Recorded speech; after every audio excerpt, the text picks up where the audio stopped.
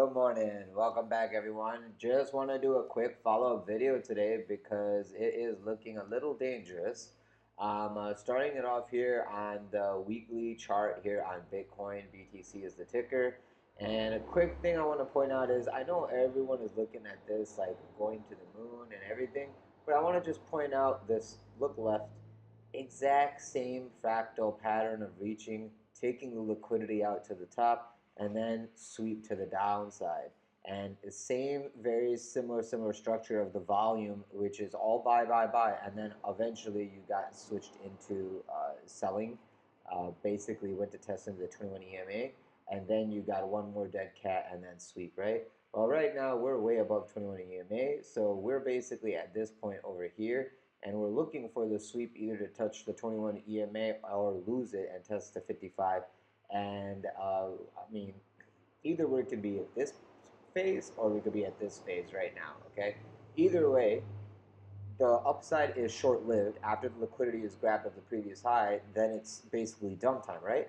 Well, the liquidity has been grabbed of the previous high, so this doji right here is iffy for this week's start. And then the volume is lackluster. After last week, we had a nice liquidity grab volume, short squeeze situation. So I would be very cautious of a pullback this week. Just be aware that into New York Open, we might get a little poke up, and then major sellers might come in and swoop to the downside. Keep in mind also, it's a holiday week. We did not have any active market open yesterday, so today will be a lot of people gunning to trade because they haven't traded in a few days. So they need that dopamine hit. So be aware that probably upside will come, probably followed by a sharp downside. And the downside this week is basically going to test into the support of 95,000. As long as 95,000 holds, we're up and can continue to go. And that 95,000 is actually a little too low. I don't want to see us get lower than 102, 102,007. So basically 100 and 102.5.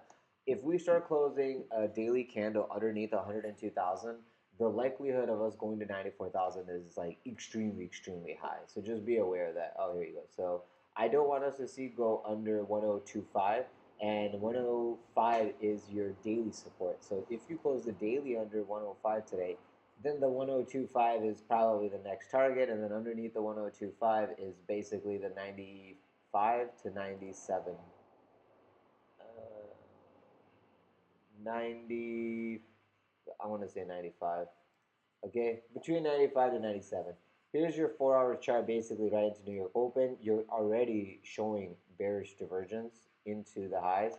Well, the bearish divergence is actually turning into bullish divergence. As your volume is slowing down, you're kind of just going sideways. 4 hours not that great.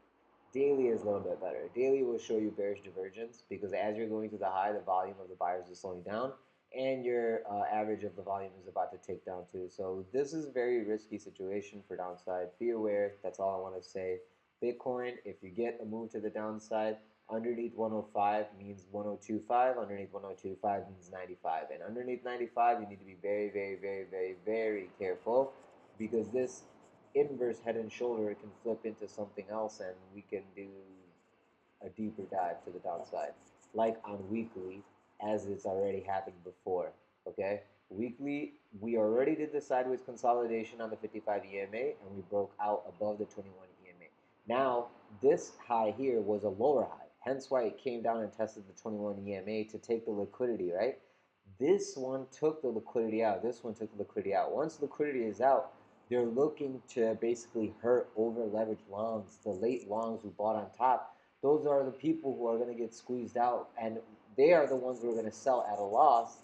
And when they sell, they're going to complete the inverse head and shoulder. So this is the left shoulder, here's your inverse head, here's your right. And you're going to make a triangle here, a triangle consolidation, right shoulder for the inverse head and shoulder to play out. Meaning, if you lose underneath 95,000, you know that the inverse head and shoulder is negated. 95,000 is the neckline of the inverse head and shoulder for the right shoulder. Any lower than that, it will break the structure formation, consolidation pattern, whatever you want to call it, and it looks like it will be a fake out inverse head and shoulder. And this over here, this could be your left shoulder, this could be your head, and this could be a Quasimodo right shoulder, and it sweeps straight down, all the way down. Depending on whatever negative news there is, it can sweep all the way down and take the liquidity.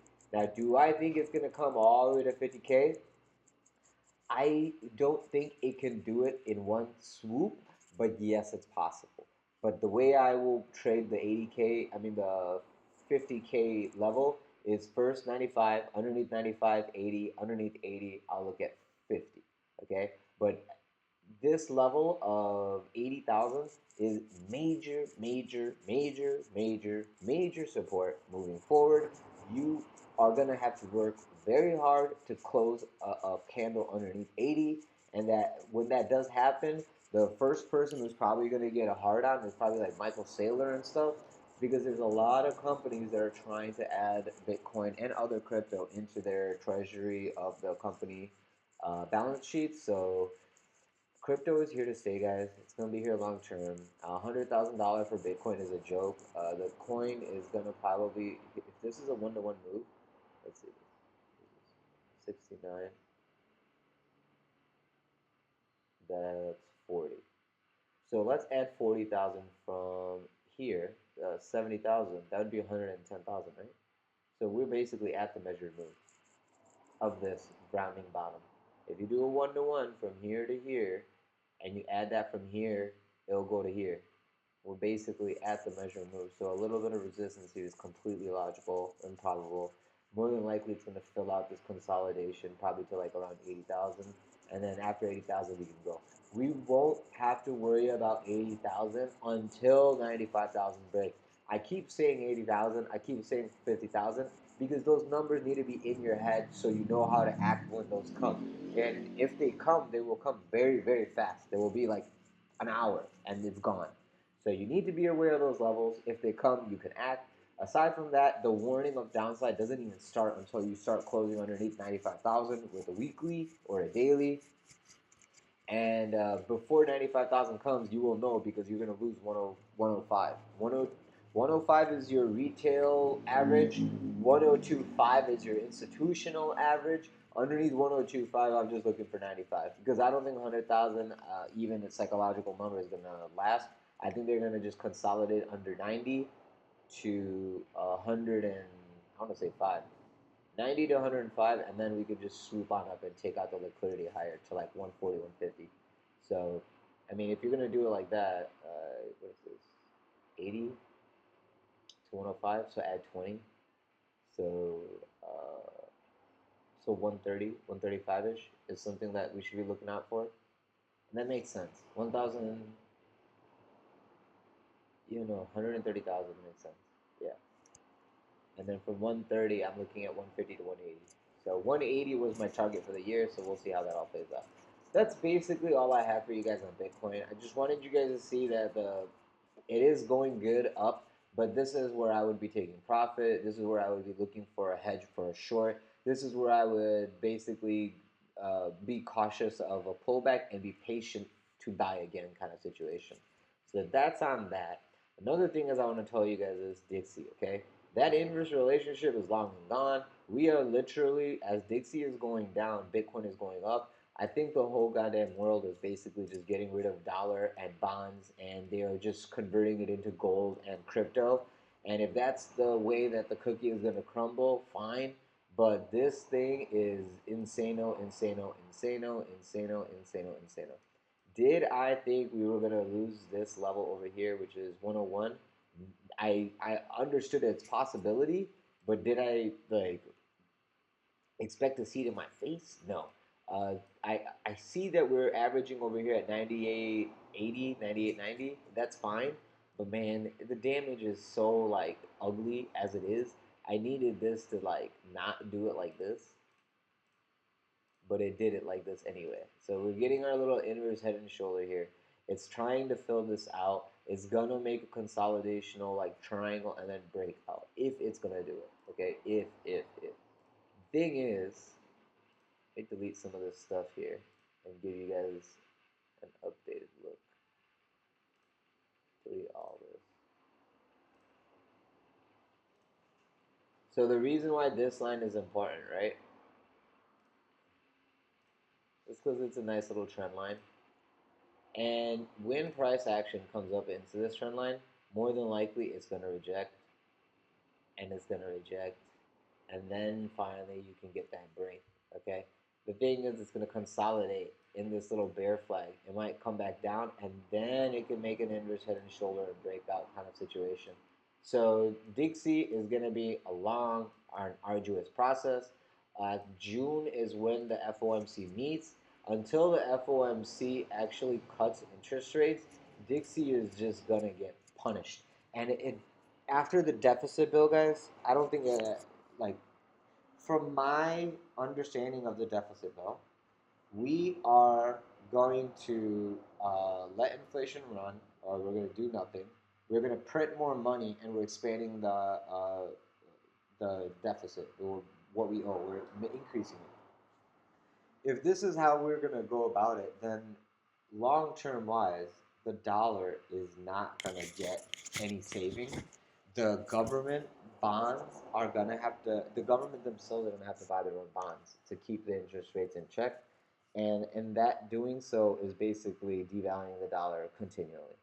So, yeah, just be aware that, like, right now, the best trade is probably emerging markets, because the emerging markets are going to get all the love moving forward. I think dollar and U.S. economy is going to take a hit for the foreseeable future, maybe 3 to 5 years.